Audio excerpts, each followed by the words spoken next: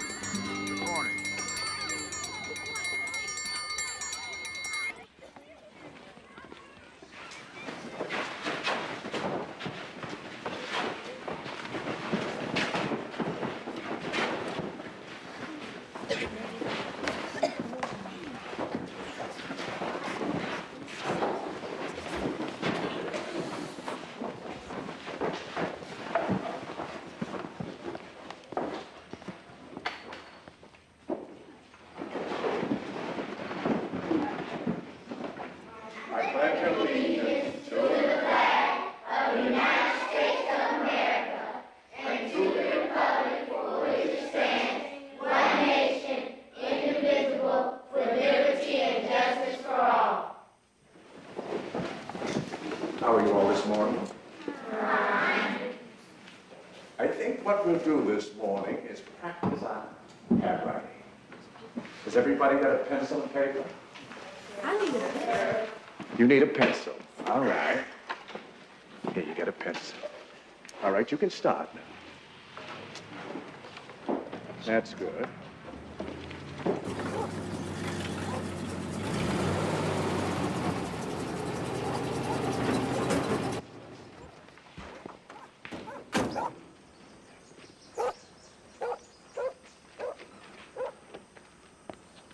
Sorry, Rev.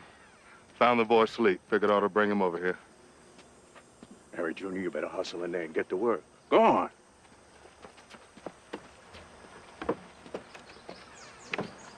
The boy's not keeping up around here, Harry. Well, he walks in there 5 miles every morning, Rev.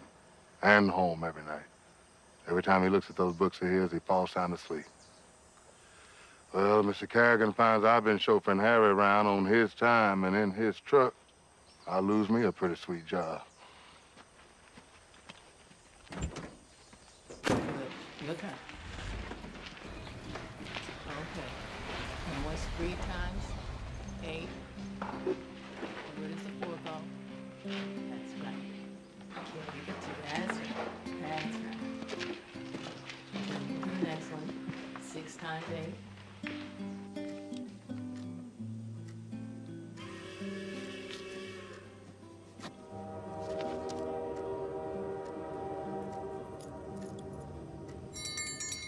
All right, put away your things and leave quietly.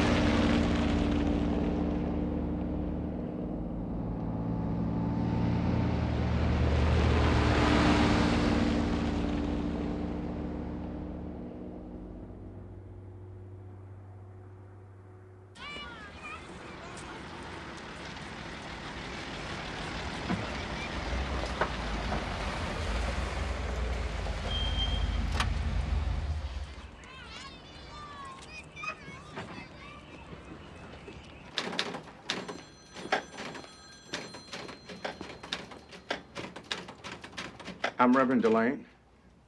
I'm principal at Scotts Branch School. Is Superintendent Springer in? May I see him? Hey, get on in here, J.A. What is it, J.A.? Who's minding things over at Scott Springs? Mrs. Springer, we have a serious problem over at our place. We got problems everywhere. Don't you know that? You know, education is hard work. Too much to teach, too little time. My children have to walk to school. Some walk 5, 6 miles. Some have stopped coming at all. It's a bad situation, sir. We need a bus. Running schools is expensive. Salaries, maintenance, insurance, books, heat, electricity. It costs a ton of money. We just need one bus. You've got 30 buses for the white children. Now, you know well as anybody, white people pay more taxes than colored people do. Give us your oldest bus. We'll pay for the gas. How can I make myself clear? Now, we just ain't got any money for buses for your nigger children.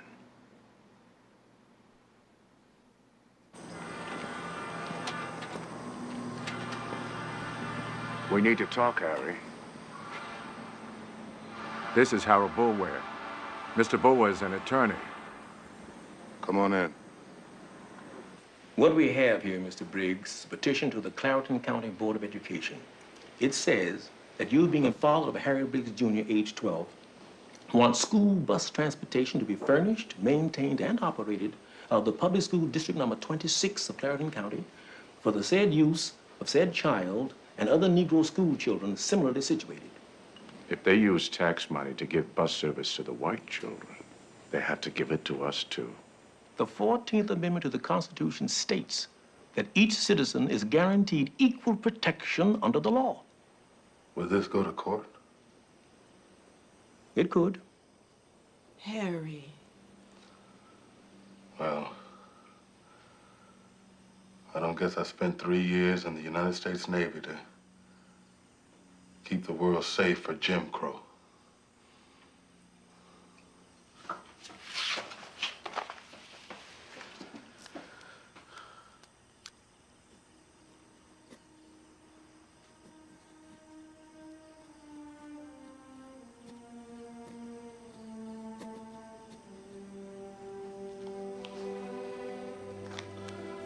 Well, I sure hope this man know his business.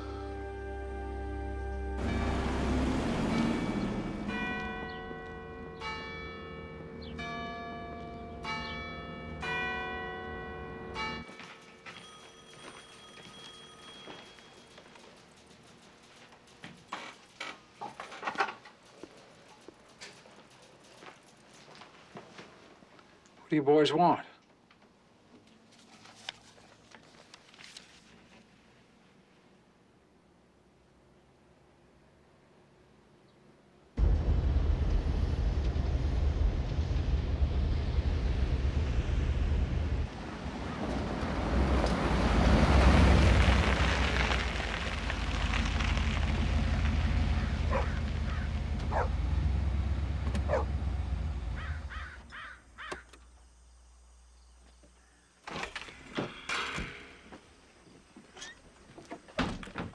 Hello, Mr. Springer.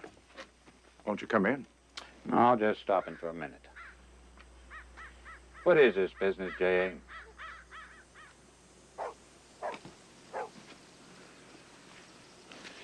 Harry Briggs and that Negro lawyer are making a mess with this bus business. Some say you're in on it, too. Now, look, Delane, Briggs is suing me. And you and I work together. We're part of the same school system. Doesn't make sense for people to be in court causing a bunch of trouble we don't need. What we need is a bus and some more money for our school. Well, you're not going to get it in court. All you're going to get in court is a big dose of trouble you don't need. Delane, you better call these people off. I'm holding you responsible. Yeah?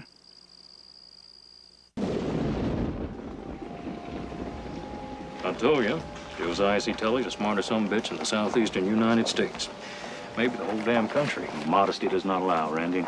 It's just that some lawyers do not do their homework. And it's not that Tully is so good. It's that our niggers don't even know where they live. It was cold in Korea today, with the mercury down to 9 degrees below zero. In the air, our Sabre jets destroyed one enemy MiG and damaged another. We had no way of knowing that your place here was on the wrong side of the district line. This is Ed Morrow. You pay taxes in District 5. The school is in District 22. It turns out you lack legal standing in the court. Well, I don't know much about the courts. But this business means everybody's making a fool of me, saying I don't even know where I live. It's a technicality. Well, my boy is still walking to school.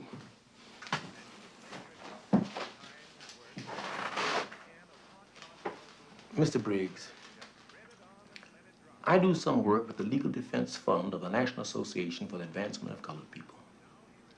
I talked with the NAACP's top man in New York at headquarters, a lawyer. He's prepared to come here and meet with us. He's won cases in the South. If we back off now, we'll never get anything.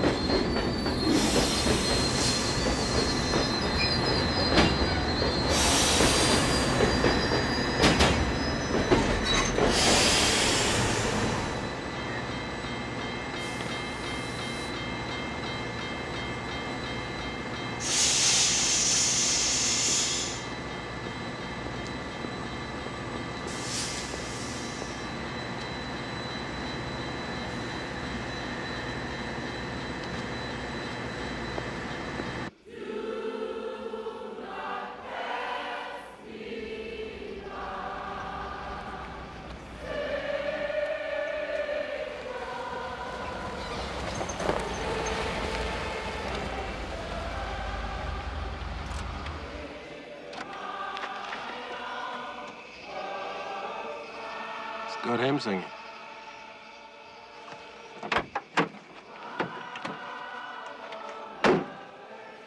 I'm Reverend DeLay, Thurgood Marshall.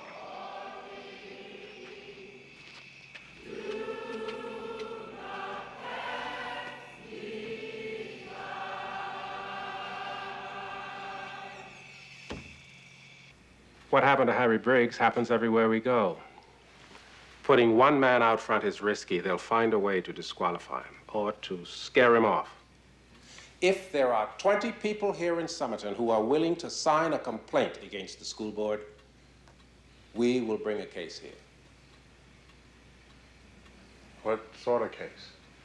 Your county spends $179 a year for each white child and only $43 for each colored child. That's not equal, and that means it's against the law, pure and simple.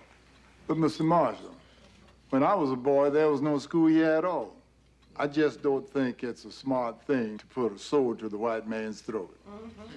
Most of us around here are tenant farmers. We work the white folks' land. We need money to get seed and fertilizer. We have to borrow from the banks. We ain't trying to take anything away from these white folks. I just mean to get an education for that little black boy of mine.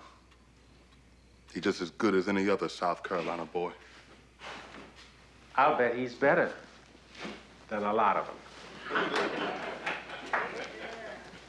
Our Reverend at our church back home used to say he liked to think that when the Lord created him, he did not do it on a Saturday when he was tired out and didn't have much to work with. He said he preferred to think the Lord created him early Monday morning when he had the best materials to work with and all the energy he needed.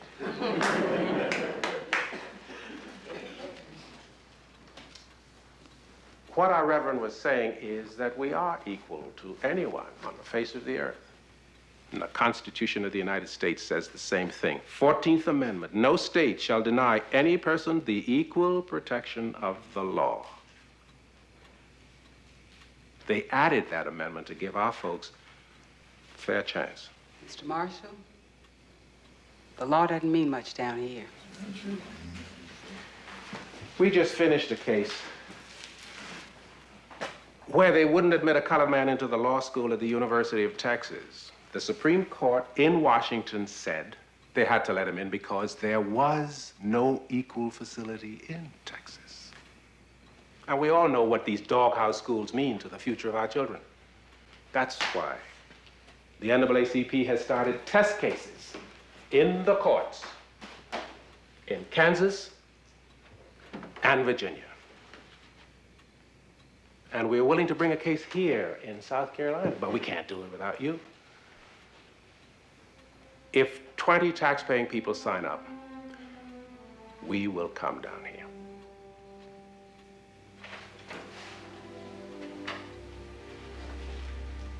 Mr. Marshall, what we need to know is what chance there is of it working. There will be hostility and probably reprisals, but the law is on our side.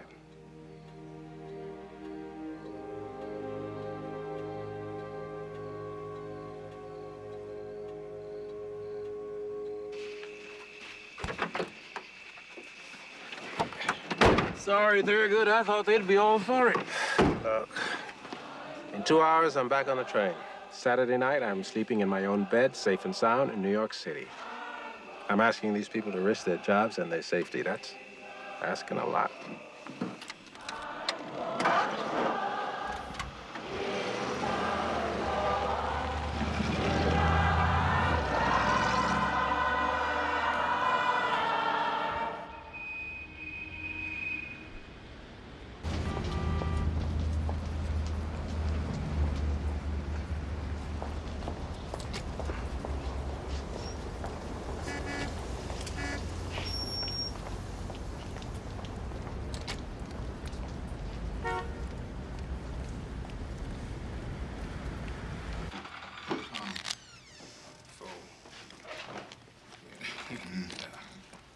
I'll call you.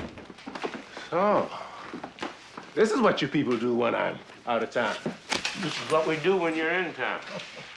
See, Bob Carter likes it around here when I'm away. It's 7 o'clock, Thurgood. Sit in with us. I'm in for an hour. We got to be back here at 8 in the morning. Greenberg, you're the one doing all the work around here. I can afford to be a civil rights lawyer and lose money playing poker with those guys. What gives, Miss Alice? All right there on your desk.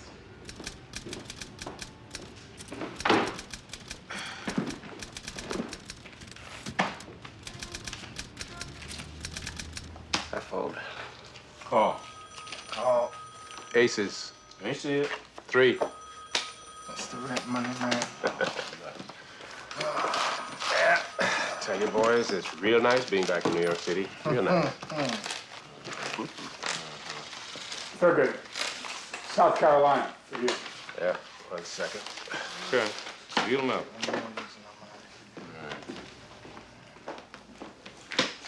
Thurgood Marshall. Mr. Marshall, I wanted you to know I'm starting tonight. I'm going after those petitions. Good luck, Reverend.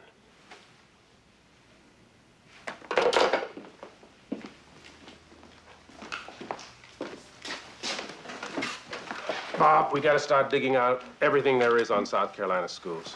Schools or colleges? Public schools. What county? Clarendon, preacher down there is going to try to get enough signatures for a case. Success in a couple of university graduate schools is one thing, Thurgood. When we go after public schools, we got to be sure it's the right time and the right place. That preacher's got guts.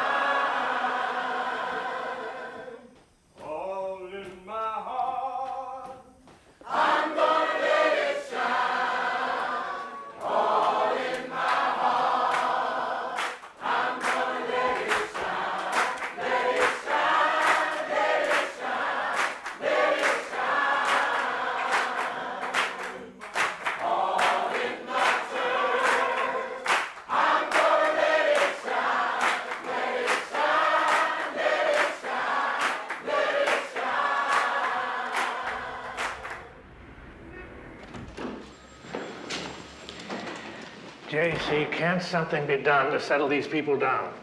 Superintendent, can you tell me why your district is the only district in the entire state of South Carolina that has people running off to the NAACP in New York? Like Mr. Tully says, Governor, we've got agitators. A few stubborn people who are just hunting to make trouble. Yeah, our colored schools are no different than any others in the state. How do they compare with the white schools? How much would it cost to make the colored schools equal? Most of the colored people are happy with what they got. My question was, how much would it cost? Because I'm prepared to spend some money on schools, substantial money, to avoid a legal tangle. Superintendent, I would like you to get your house in order.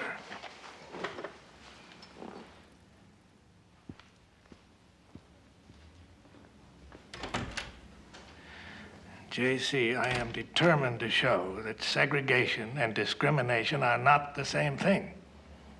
I want those people to have what they're entitled to by law, equal schooling.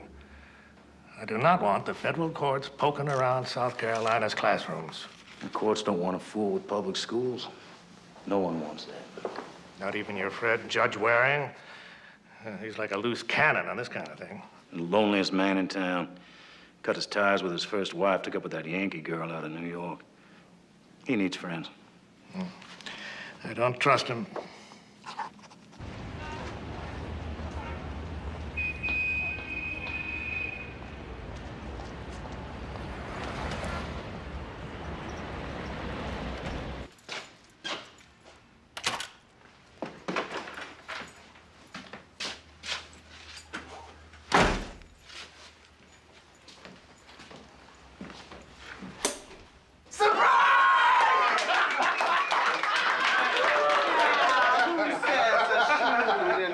Lawyer can't be surprised.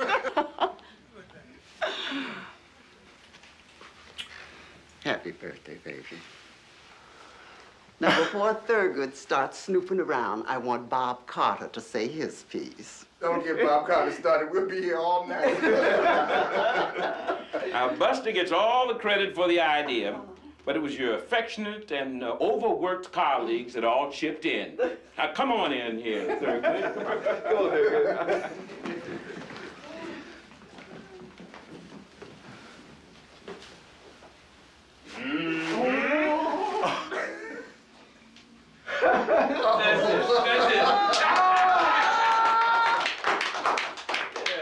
You got it right. This is what I always wanted. My daddy was a Pullman car waiter for the Baltimore Motor Hire, 35 years. When I was a kid, I used to dream about being an engineer. When I was 20, my daddy got me a job as a waiter. Now look here, I got my own railroad. That's it. No,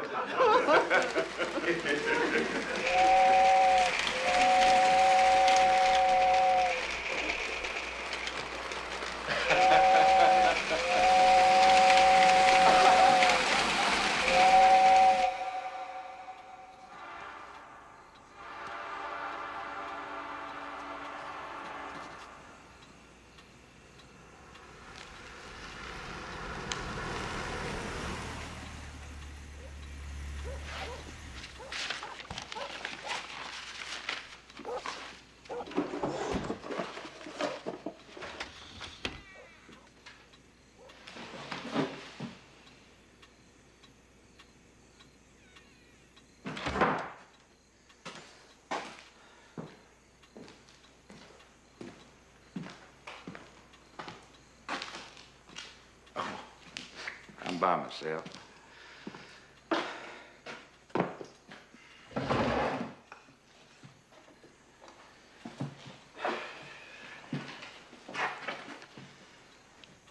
We've gotten along good over the years, haven't we, Jay?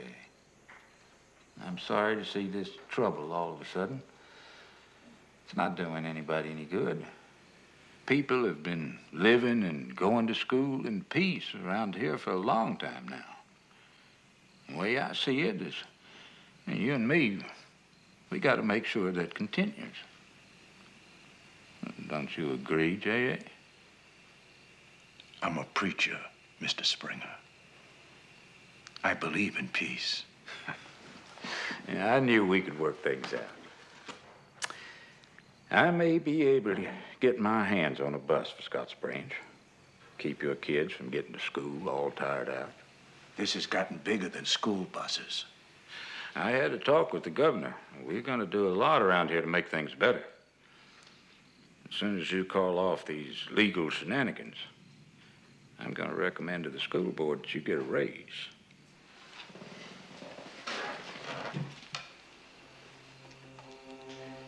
It's gone too far, Mr. Springer.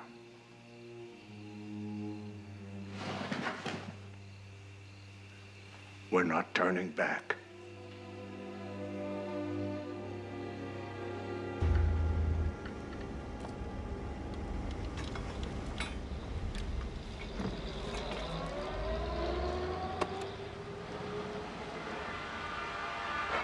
How do, Mr. Carrigan? Anything wrong? No. Just, I got me a boy to take over this place. Strong young fella. Someone I can count on, reliable. You've been counting on me for 8 years now, Mr. Carrigan. New boy will be here tomorrow.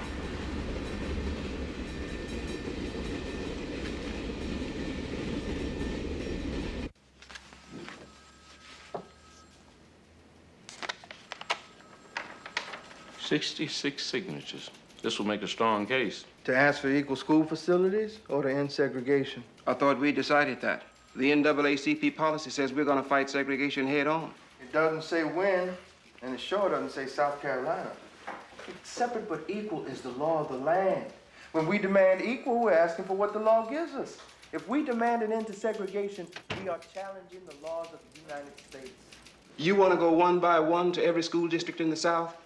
Trying to get the judges to force them to make the colored schools equal? It's the beachhead strategy. Make them spend so much making their schools equal that they finally cave in and integrate. You know how many segregated school districts there are in this country? 11,173. Each case costs money, and even if we win every one of them, it'll take forever. When we challenge segregation head on, we have to do it in the right place. Deep South is not the right place. And the white people down there are terrified at the idea of their little white girls going to school with little black boys. Thurgood, let's wait for a border state. Wait till our Topeka case is ready. We got a chance in Kansas. We always say we're going to fight segregation head on, and then we step back. Sue for equal schools, and you're up against a little schoolboy. Sue to desegregate, and you're challenging the sovereign state of South Carolina. If we limit our case to equal schools, we end up in Judge Wadey's Waring's court. He's pretty good. He can rule for equal schools by himself. Thurgood, if we challenge segregation head on, we challenge the state law. That would have to be heard by a 3-judge court. Tough going. We can't let Delane and his people down. When we file our brief, do we backtrack, or do we challenge the principle of segregation? We can go with a 2-string bow. Put the challenge to segregation in as a matter of principle, but focus the attack on the inequality of the Clarendon County school system. Make them live up to their precious separate but equal. If we win this one, we'll only have 11,172 school districts left.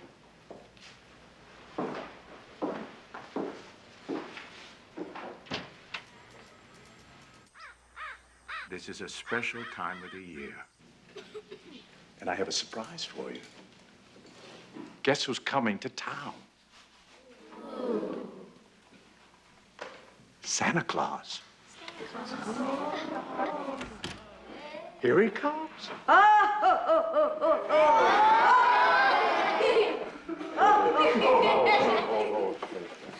One for you, and you, and you.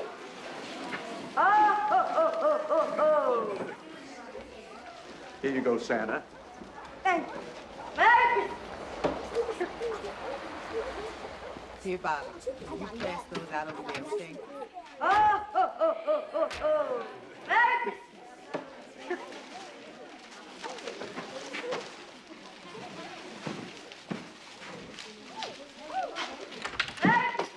Reverend.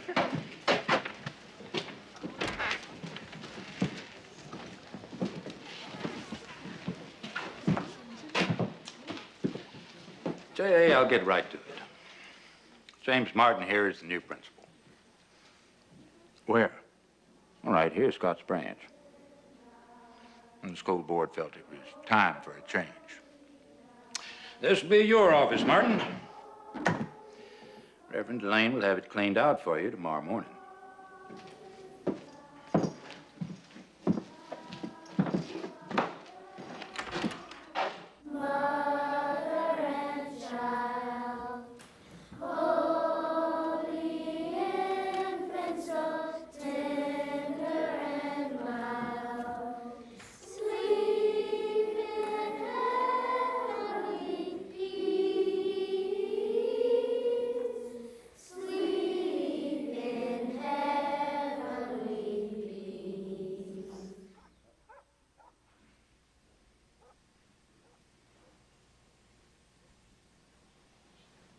You may all go home early.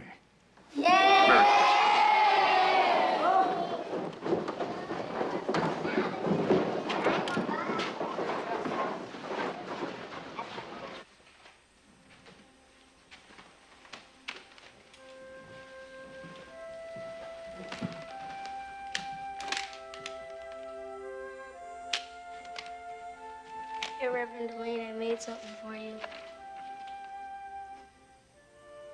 It's handsome.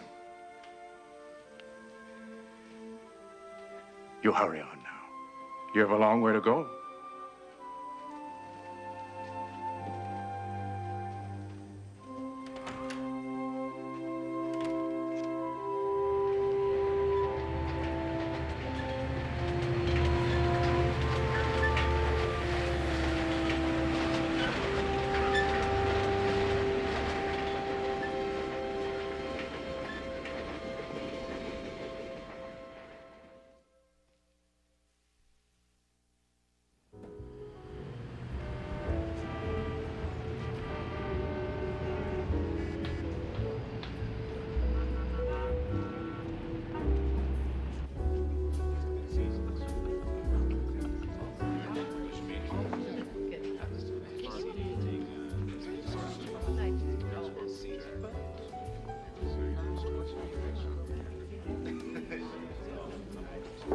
Heading south, Mr. Marshall? Gladys Hampton, Mrs. Marshall, Detroit Advocate. How do you do? Clarendon County, right? Just a little fishing trip. Fishing for equal schools or something bigger? Mr. Marshall, a lot of us who support the NAACP hope you don't reach too far too fast. We are going to be cautious, Miss Hampton. Well, in that case, you can count on our support. Good night.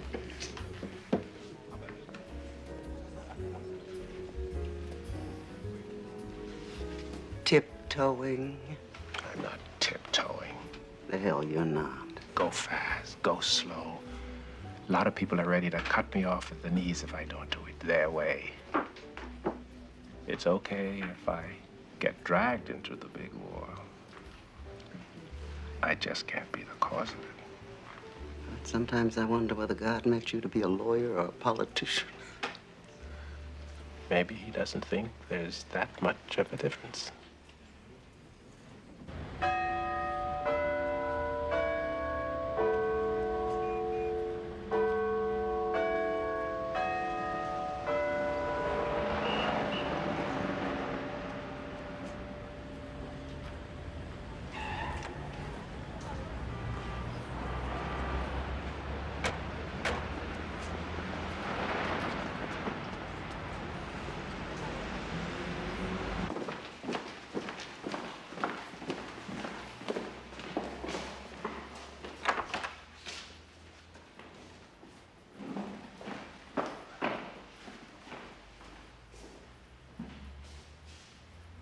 We see no reason why these charges should not be dropped. The schools provided for the plaintiffs are fully adequate. Mr. Marshall, You are prepared to present evidence that the school facilities for the plaintiffs are not equal to those afforded white students? We are, Your Honor. Extensive evidence. On page 17 of your brief, you raise a different question. The separate schools cause continuing deprivation and harm to Negro children and should be discontinued. Correct? The state constitution and laws of South Carolina are clear on that. Public education must be segregated by race. The statute says any person having 1/8 or more Negro ancestry shall attend colored schools. Correct? Correct, Your Honor. But if you ask to discontinue separate schools, you are challenging the legality of the South Carolina statute that separates education by race. Our goal here is to get equal schools. Mr. Marshall, your brief raises the constitutional issue of segregated schools, so it must be addressed. Court procedures prohibit a single judge from declaring a state law to be in conflict with the Constitution of the United States. For that, a 3-judge court is required. If the court please. The Plessy v. Ferguson case, decided by the Supreme Court of the United States in 1896, established the principle of separate but equal. Since then, the right of the states to have laws separating the races has been upheld 7 times by the Supreme Court. Segregation is legal. There's no reason to cover that ground again. Mr. Marshall, do you believe separation of schools is consistent with the Constitution of the United States? I do not, sir. But for now, we simply wish to obtain relief for the children under the existing system. We are asking for equal schools. You have already taken the position, Mr. Marshall. You climb up on that horse, you can't climb back down. I'll expect you to refile, bringing the issue of school segregation clearly before the 3-judge court.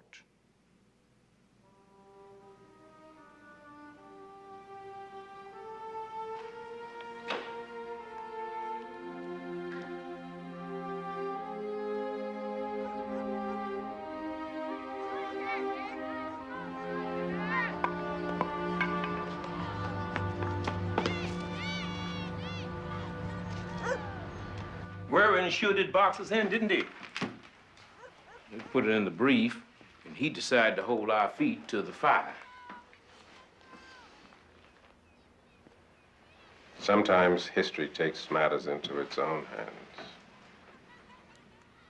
In the Chinese language, the symbol for misfortune is the same as the symbol for opportunity. Let's make this our opportunity. How could we prove that segregation is unfair to our clients? Harold, what would you do if a car runs into your client's car? I try to prove damage to my client and his car. How, Harold? I put expert witnesses on, and they testify as to how much damage was done. Doctors, police, auto mechanics, whatever. That's what we have to do here. Show that our clients are irreparably damaged by being forced to attend these doghouse schools. Their minds are what's damaged. It isn't easy to prove something we can't see. Very good. Kenneth Clark.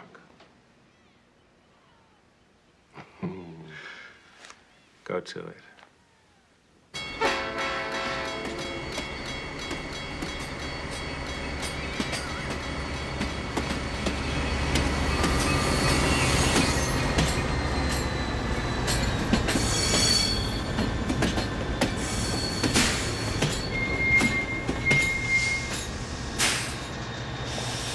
Hello, Kenneth. Good to see you. Yeah, this is Thurgood Marshall. On board? What's the problem? Maybe he doesn't like Charleston.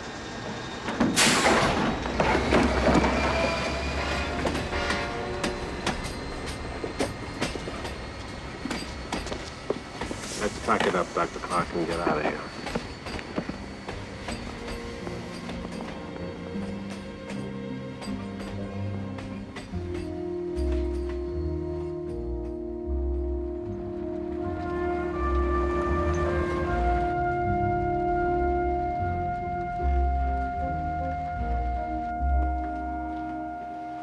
a court order from Judge Waring.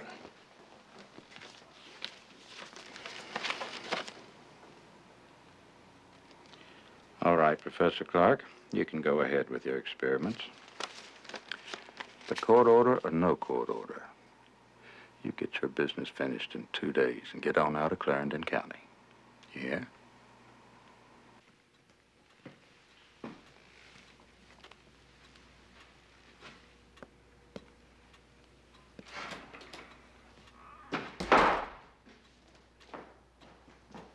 Hello, Vernon. Sit down.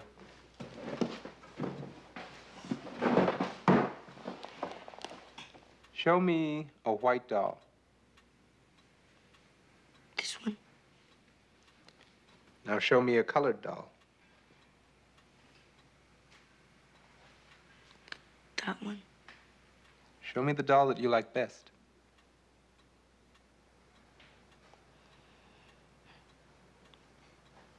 That one. And which doll is most like you?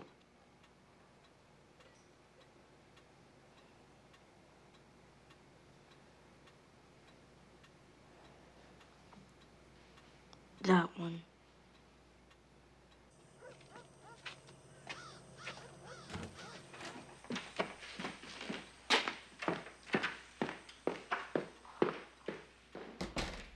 All right, Anne. Show me a white doll. Show me a colored doll.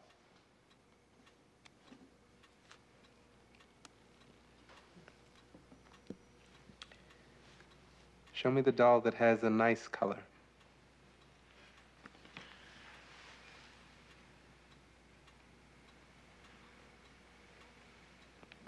Show me the doll that looks ugly.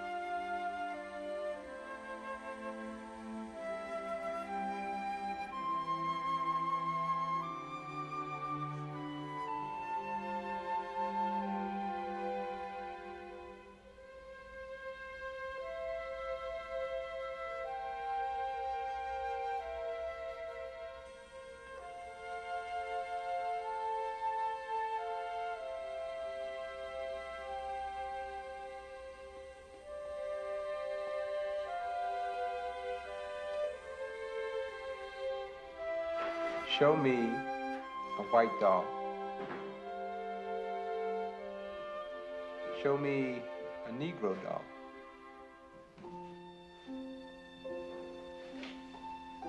Which doll is an ugly doll?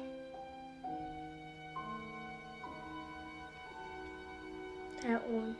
That's the nigger.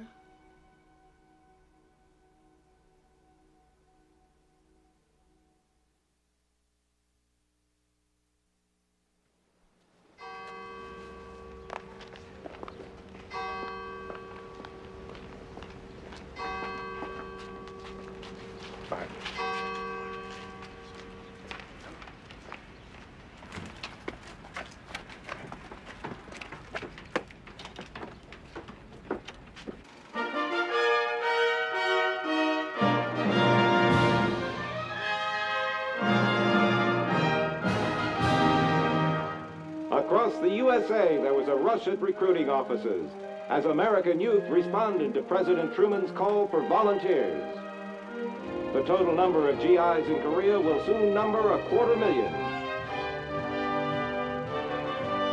American boys doing their share in the struggle against the communist aggressor. Bloody fighting will continue in a conflict that will go far to determine if freedom will triumph over slavery. A new U.S. Army of Defense is adding up all her available power for the mighty job ahead.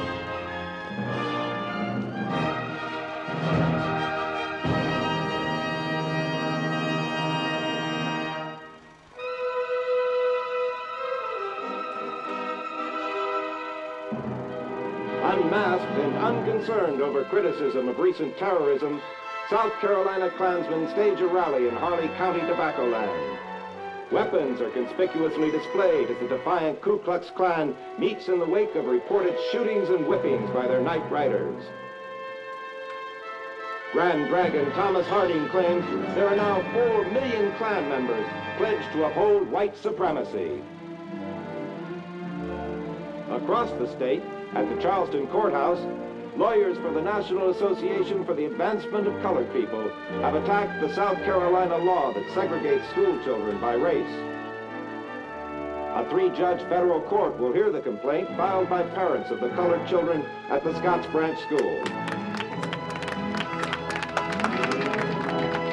Quiet up there.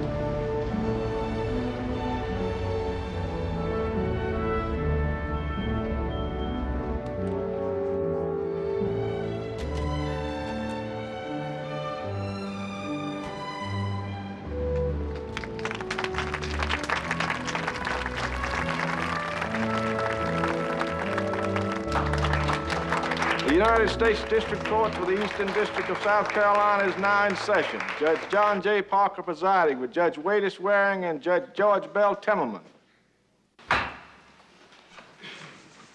The plaintiff's called W.B. Springer.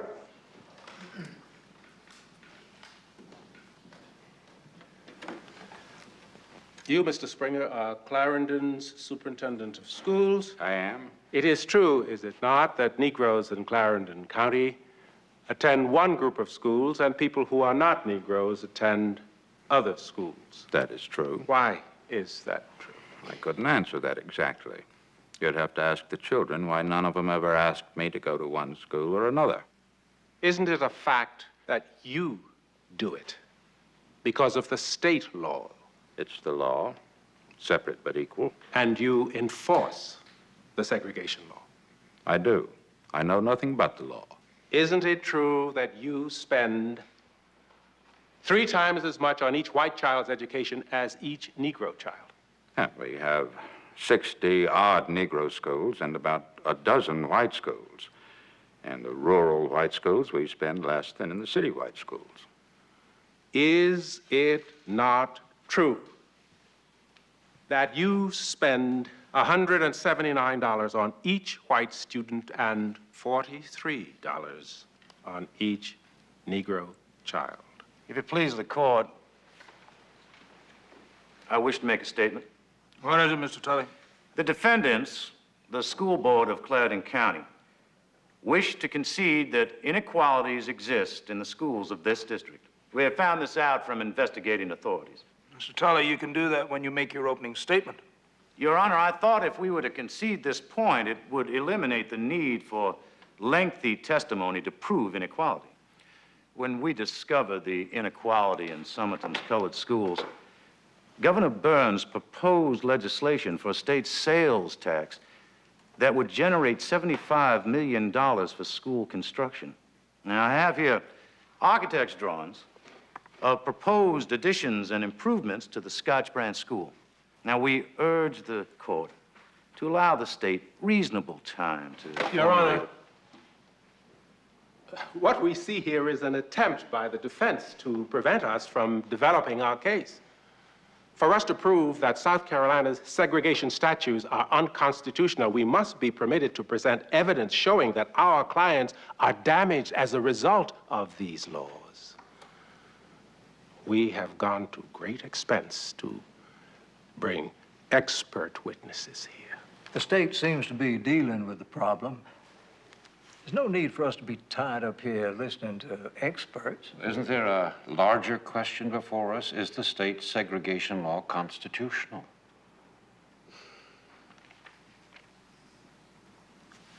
No, I think we ought to hear this evidence.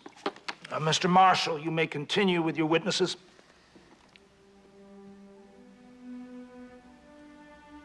I am a social psychologist and educator. I have degrees from Howard University and Columbia. Is it true you conducted scientific measurements in Clarendon County to determine the effect of segregation on Negro school children? Yes. I can't hear the man. Speak up, Mr. Clark. Please describe, Dr. Clark, the results of your investigation.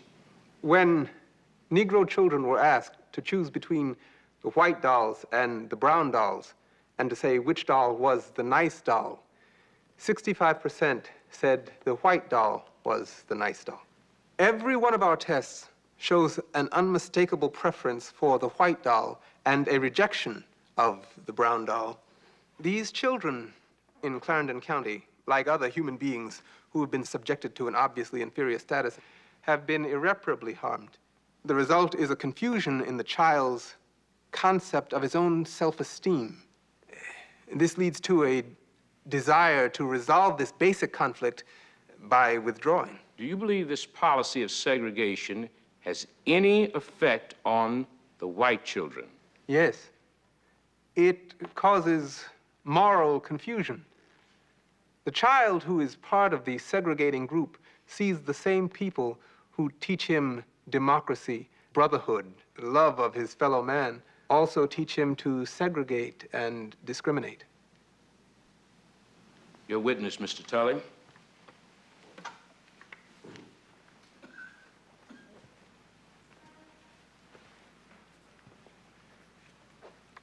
Dr. Clark, how many white children were in your classroom when you went to school?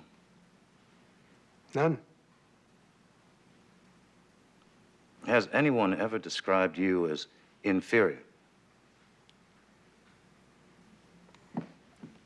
No more questions.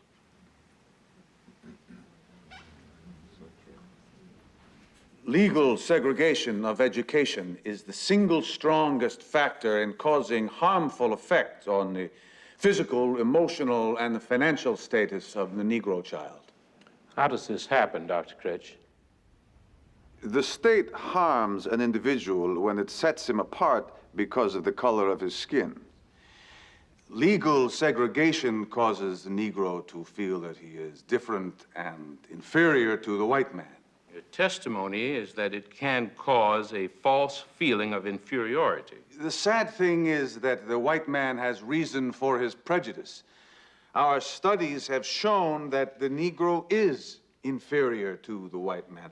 We have seen Doctor, are you saying there are biological differences between Negro people and white people? No, sir. I know of no psychologist who would maintain that there is a fundamental biological difference. What I am saying is that the Negro can become inferior because of the practices of segregation and their consequences. Are you saying that segregation can cause permanent damage to the individual? I am, sir. I have no further questions.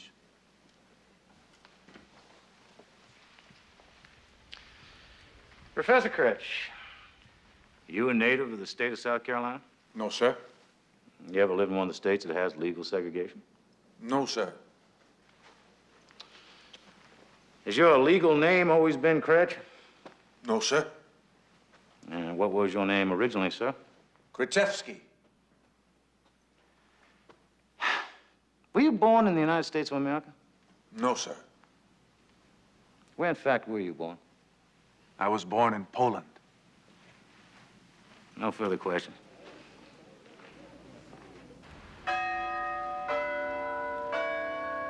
Mr. Crow, would you describe the position to which Governor Burns recently appointed you? I am director of the South Carolina State Educational Finance Commission. Your responsibility? I'm in charge of the new program to make colored schools equal to white schools. We expect an appropriation of $75 million. And what have you got for the schools in Clarendon County? Sir, we've allocated $500,000 to Clarendon County alone. Mr. Crow, when will these new facilities be ready for the children? We hope some will be ready by the beginning of the next school year. Your Honor, the 14th Amendment to the Constitution of the United States, an amendment ratified in 1868 by all the states, including South Carolina, guarantees rights in the present, not at some time in the future. The court's familiar with the Constitution, Mr. Marshall. Mr. Crow is talking about remedies that are in the future. The court's action may depend on whether the state is making good faith efforts to improve the condition of these people. Go on, Mr. Tully. Do you think it would be a mistake to force children to attend racially mixed schools? I don't think you could keep things peaceful. So you believe that mixing the races would make the situation worse? In my opinion, it would cause chaos, lead to the elimination of public schools in most, if not all, the counties of the state. Thank you. Mr. Crow, Mr. Crow, this new state commission of yours, are there any Negroes on it? No. Are there any Negroes employed by your commission? No, sir. Mr. Crow, how much study have you done on the question of racial tension?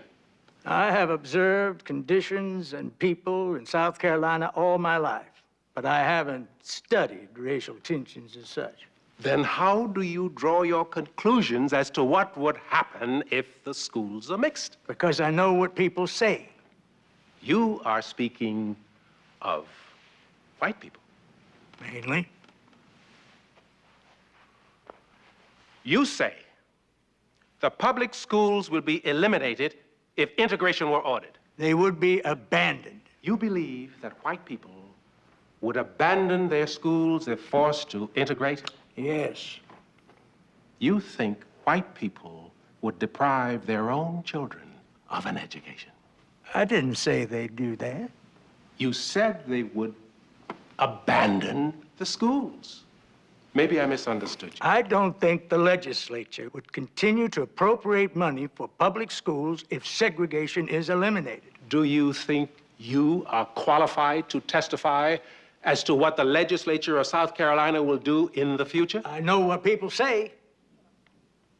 You know there has been peaceful integration in certain graduate schools elsewhere in the Deep South. That's a different matter. Those were older people, and just a very few, I might add. Indiana has outlawed segregation entirely. The ratio between the races is very different in Indiana. Suppose the ratio here was 95% white and 5% Negro. Would that cause you to change your opinion? It would not. Then the ratio of Negroes has nothing to do with it. Your opinion is based on the fact that you have all your life believed in the segregation of the races. That is the real basis of your opinion, isn't it? That wouldn't be all. Would that be part of it? I suppose that would be part of it. Thank you, sir, Mr. Crow.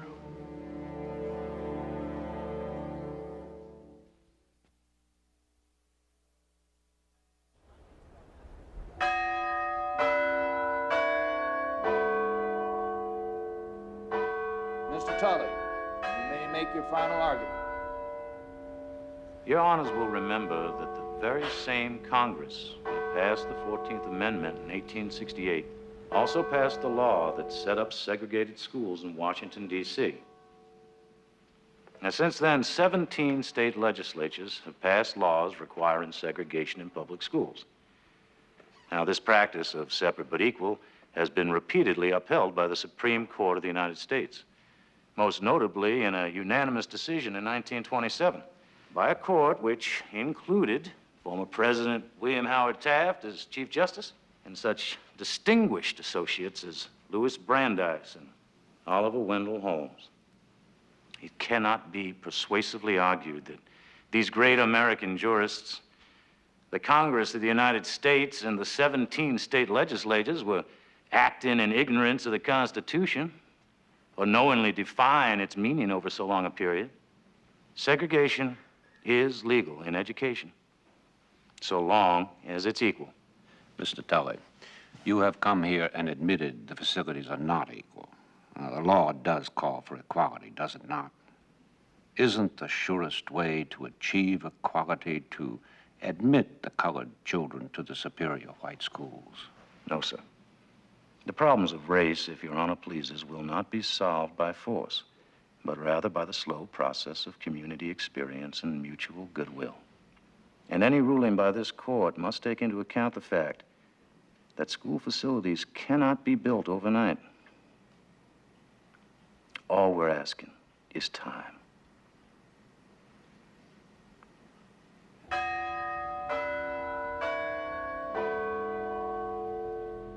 There is no factual dispute before this court.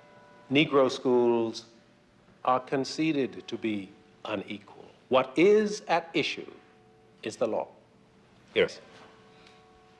Separate but equal has been the law of the land for many years, but the Supreme Court has ended segregation in Southern graduate schools without any negative consequences.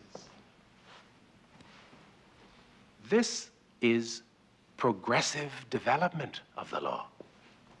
In South Carolina, all the state officials are white. All the school officials are white. This is not just segregation. This is exclusion from the group that runs everything. The Negro child is made to go to an inferior school. He is branded in his own mind as inferior, which sets up in his mind a roadblock that prevents him from ever feeling he is equal. You can teach such a child citizenship. You can teach such a child the Constitution. But he knows that for him, it isn't true. Your Honor, we have shown that lasting damage is done the Negro children every day that Clarendon County operates its school system in violation of the law. The defense asks for time. Time for the slow process of community experience. I know of no statute that allows anyone to walk into court and ask for time to stop doing something which is unlawful. If the Negro children of Clarendon County are entitled to any rights as American citizens, they are entitled to those rights now, not at some time in the future. Now is the time for the court to act.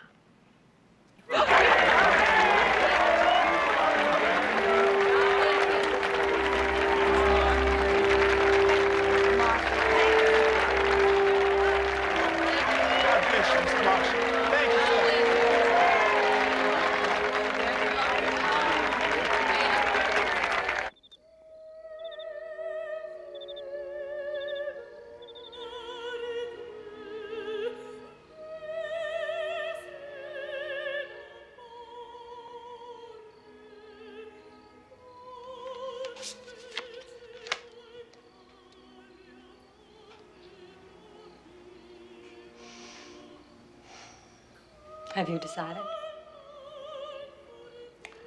Just a second. I mean, about the school case.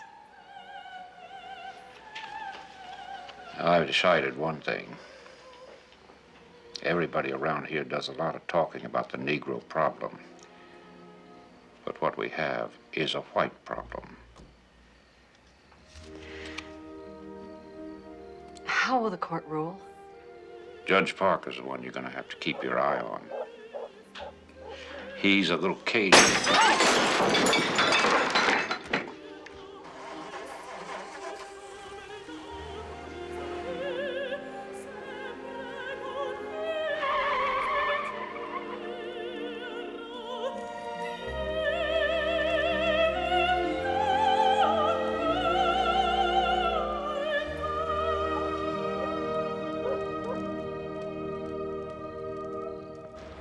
Stand back. Stay on the north side of Meeting Street. Colored people, stay on the sidewalk. When separate schools are maintained for Negroes and whites, educational facilities and opportunities must be equal. The defendants have admitted that such facilities for colored pupils in school district number 22 are not equal. The plaintiffs are entitled to a mandatory injunction requiring equal facilities be afforded to colored children. The plaintiffs also ask that we order that Negroes be admitted to white schools. The court believes that one of the great virtues of our constitutional system is that it leaves to the states the solution of local problems. It is well settled by the Supreme Court that there is no denial of equal protection of the laws in segregating children if the children are given equal facilities. Therefore, an injunction to abolish segregation is denied.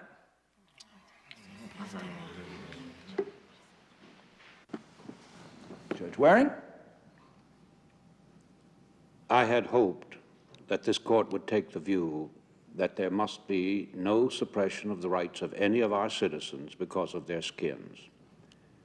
And I had hoped that this court would have made a clear-cut declaration that the state of South Carolina should follow the meaning of the Constitution of the United States and not deny equal protection. But since the majority of this court feels otherwise, I dissent. The plaintiffs have shown courage in presenting this case in the face of the age-old pattern of the way of life practiced in South Carolina since and as a result of the institution of human slavery.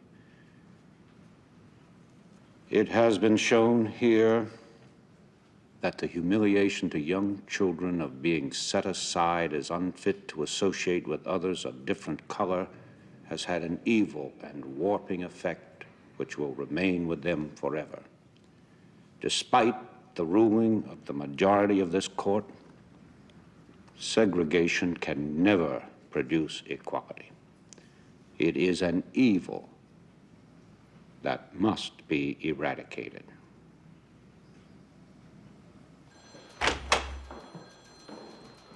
Thank you, Mr. Marshall. Thank you, Mr. Carter. Goodbye, Harry. Bye, sir.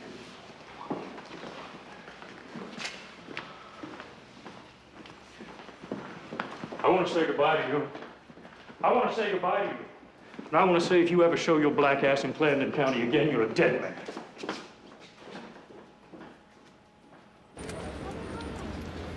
Stay on the sidewalk. Keep him going. Stay behind the barricade.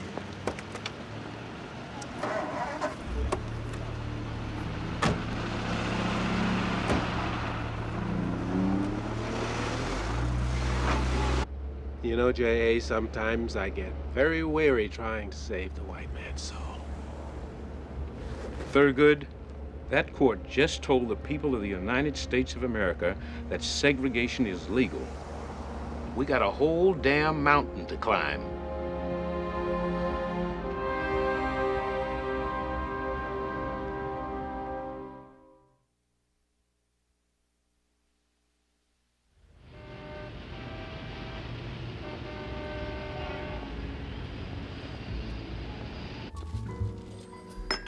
Did you see Dr. Levitt? Yes. Good. Did you get you sorted out? It's a cancer. They have treatment. He's very good.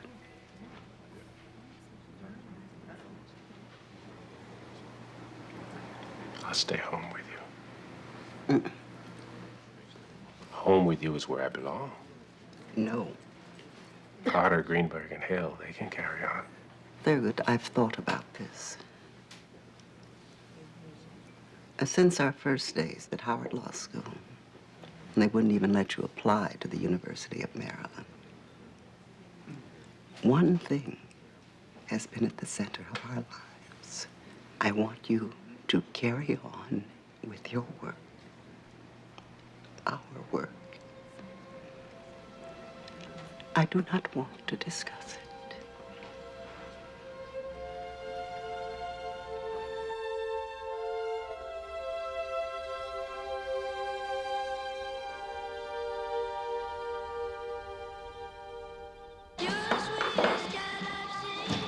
Get everybody in here.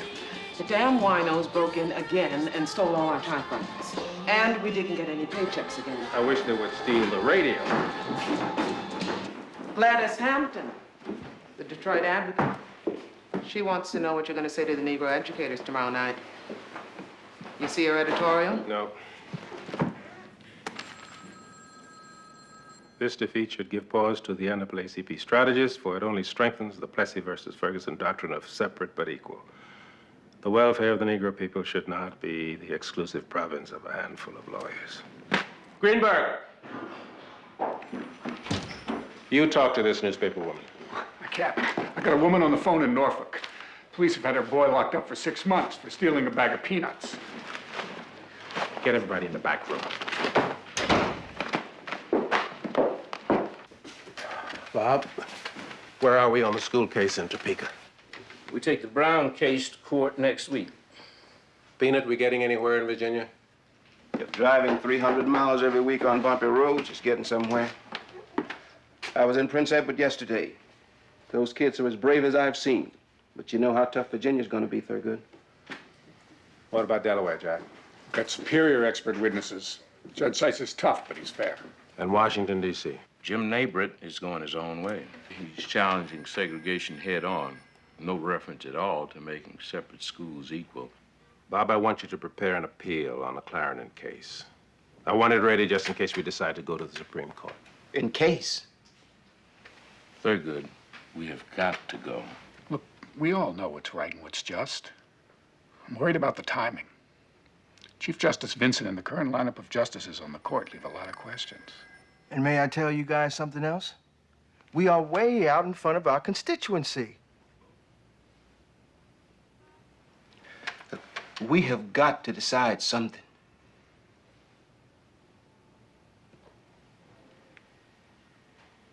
Jack, were you able to help that lady in Norfolk?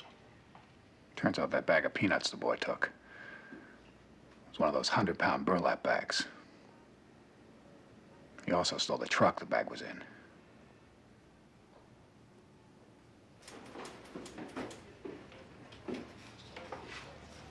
I have decided to bring the mountain to Muhammad. There are many of us across the country who are convinced you are in error. We are very concerned about the leadership of the NAACP. Against the advice of many of us, you decided to make a bare-bones challenge to the legality of segregation in South Carolina, and you got a bare-bones answer. You went for a home run and struck out. The favorable Supreme Court decisions in the graduate school cases show us the path to success. By working within the Plessy decision and using separate but equal, we can win cases. And with each victory, many children's lives become better. Mr. Marshall, my great fear is that you will take the South Carolina case to the Supreme Court. And it's one thing to lose in South Carolina, quite another to lose in the Supreme Court. We should be pursuing equality in public schools, a goal within our reach. Do you believe there is such a thing as separate equality? I am not in favor of separate anything, but I want to win. There are those who believe that if we don't challenge the legality of segregation head on, we will continue to get the same thing we have been getting all these years. Separate, but never equal. But to do that is to put at risk all of the progress that we have made. Unfortunately, Miss Hampton, there are no easy answers. Everything we do involves risk.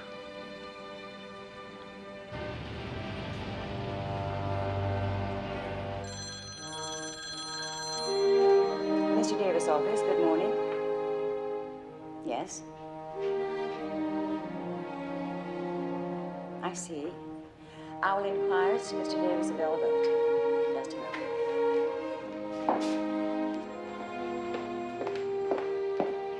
Mr. Davis, Governor Burns' secretary is calling long distance from South Carolina. The governor would like to come to New York to meet with you. Tell the lady I would welcome seeing my old friend, the governor. Oh, and suggest to her that he escape the southern summer and join me on Long Island for the weekend.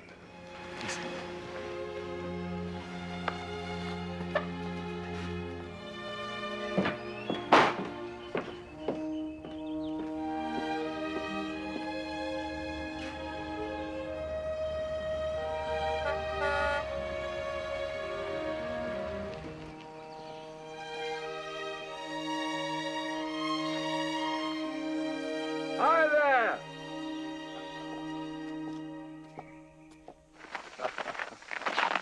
Jimmy, I see you've renewed your acquaintance with Julia. Yes, and a handsome daughter you have, John. Your mother would be proud. How about some iced tea? Or perhaps something a little stronger? Well, iced tea would be fine. When Jimmy and I were a couple of young boys in Congress in Washington, his preference for drinking was a little bolder. 30 years changes a man. For the collection, Julia. Your father's genius has made him an unpopular figure in certain high places in Washington. Thank you, Jimmy.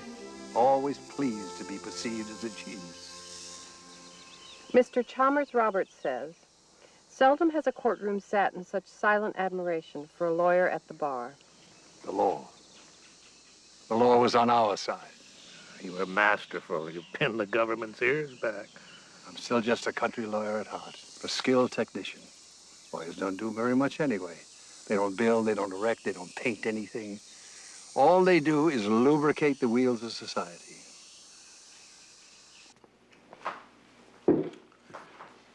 John, I am up here to ask your help on behalf of the South you love. The Clarendon County school case has become a problem. The NAACP seems to be keeping you folks on your toes. Well, I'm prepared to confess to past sins. Some of our schools are a disgrace. We're going to spend $75 million to bring those schools up to snuff. We will live up to the equal and separate but equal. But in order to integrate our schools coming down from Washington would cause chaos. You can't ask people to change overnight. Feelings run too deep. Case may go before the Supreme Court. Well, surely the NAACP must know that the Supreme Court is not likely to give them the decision they want. You have to be prepared. You've done great service at the bar for your country. Your talents may be required once more. Jim, I've argued 138 cases in that court. This case could be more important than any of the others, more important than any case of our generation. It challenges the right of the states to make their own laws. John, if this case goes to the Supreme Court, I'm going to need you.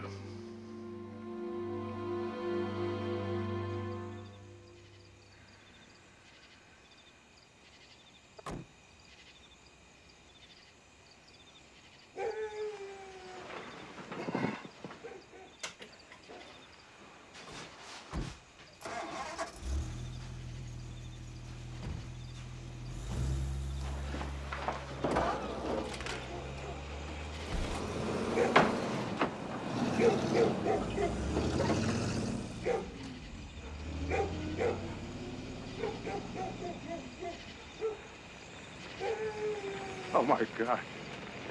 Fire! Matter, you and the children get out the house! The place is on fire! Everybody get out. Come on. Come on. Come on. Hurry. Get out. Come on. Come on. Come on. Go right to the pump. Get a pump.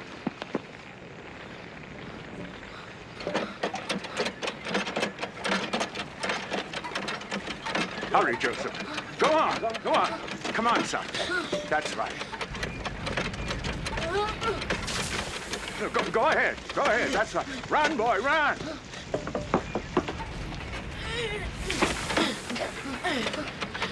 Come on. Come on. Run. Run.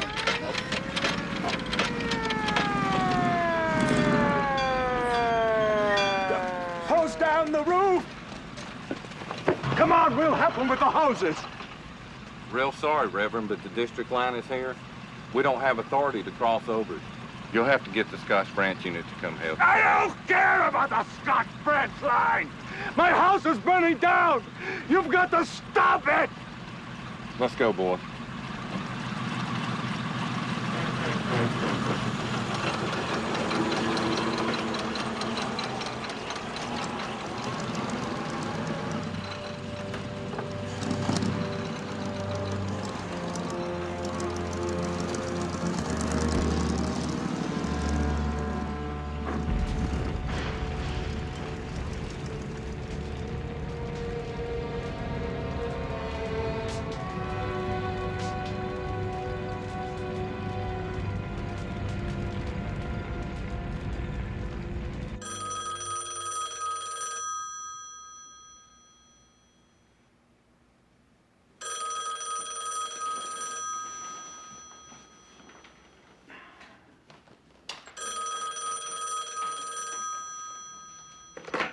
Hello? His wife and children okay? Thank you.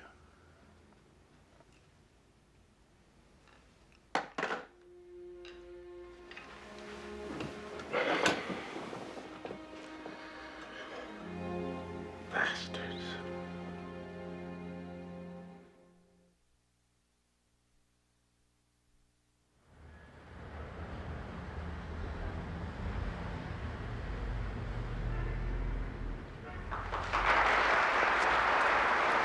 Sorry, ma'am, but there's no more room. Unexpected. I'm Mr. Marshall's wife. There's a great deal to be said for separate Negro schools. Is this not better than making our boys and girls like doormats to be trampled and spit upon and called niggers? I say it's time we stop peering through white schoolhouse windows like orphans at Christmas Eve. Let us make our schools equal and excellent.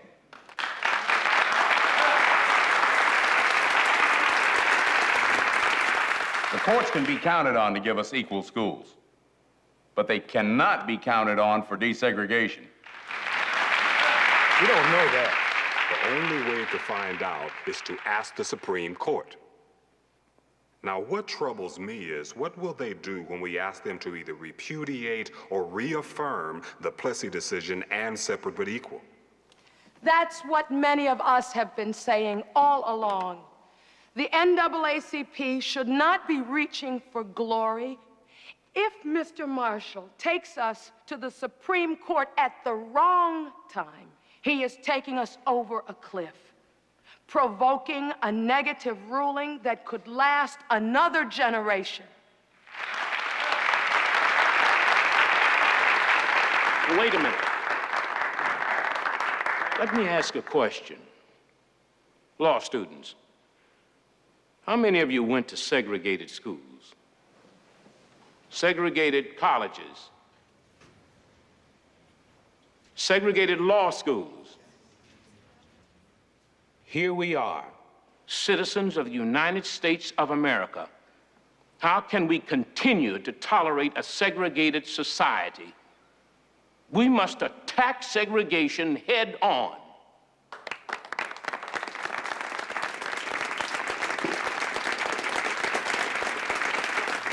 Mr. Marshall, I know I speak for many of us.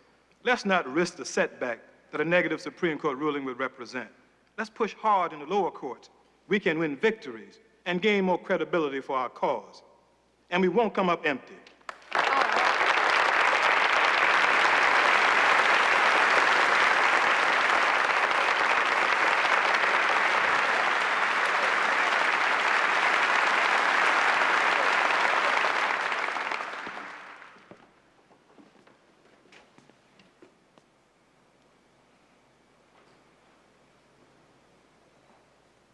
Can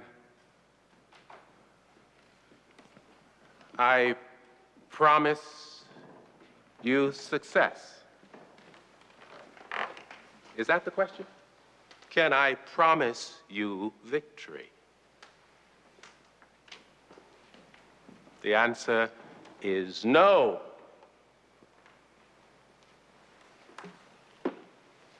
But do you want to continue dancing to the tunes of the Jimmy Burnses of the world?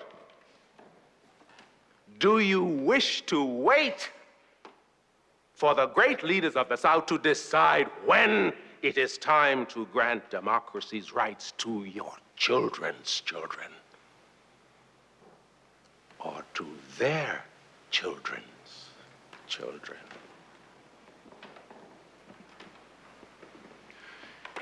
This is 1952. 300 years since our forefathers and mothers were brought to this land as cargo on slave ships. Nearly 100 years since the Emancipation Proclamation. If there is a problem about community attitudes and getting people to obey the law, let the Supreme Court worry about it. Let the Supreme Court take the blame if it dares to say to the rest of the world, yes, American democracy rests on a legalized caste system. The NAACP has taken a decision to fight, to strike down segregation. And we will go where we said we will go. Let the Supreme Court decide.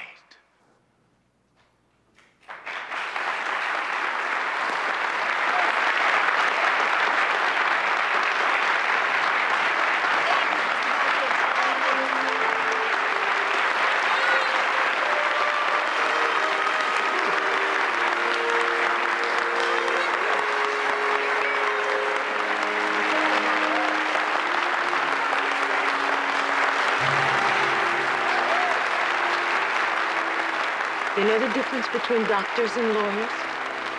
Doctors can bury their mistakes.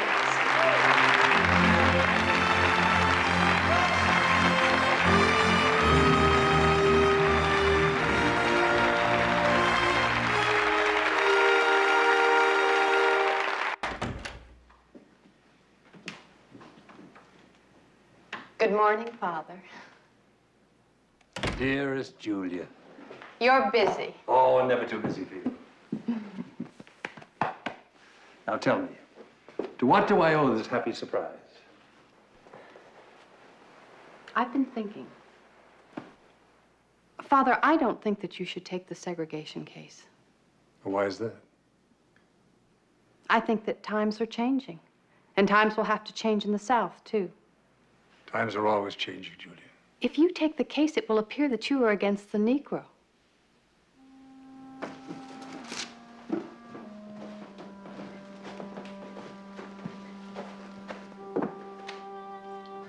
I treasure this. To John W. Davis, from a grateful people for his efforts in fighting the cause of human rights, for the Negroes of West Virginia and the nation. Sudden integration could turn out to be the worst thing for the cause of the Negro. Even if true, that is not a very popular position. Oh, nonsense, Julia. I've defended giant corporations. And I defended Eugene V. Debs, socialist labor leader, charged with inciting a riot at a coal miners' strike in West Virginia. Alger Hiss, Bob Oppenheimer. Popular? In 50 years, I've never taken a case because it was popular or unpopular. I choose my cases based on the law. The law guides me. What kind of law is this? The framers of the Constitution understood correctly that the greatest protection for human freedom was local autonomy, the government close to the people. This case challenges the right of the states to make and enforce their own laws. If segregation is to be outlawed, it must be done by an act of Congress or an amendment to the Constitution. I believe it's wrong for 9 men in Washington to tell a man in South Carolina who his daughter ought to sit next to in school. I'm going to take this case, Julia, and I'm going to win it.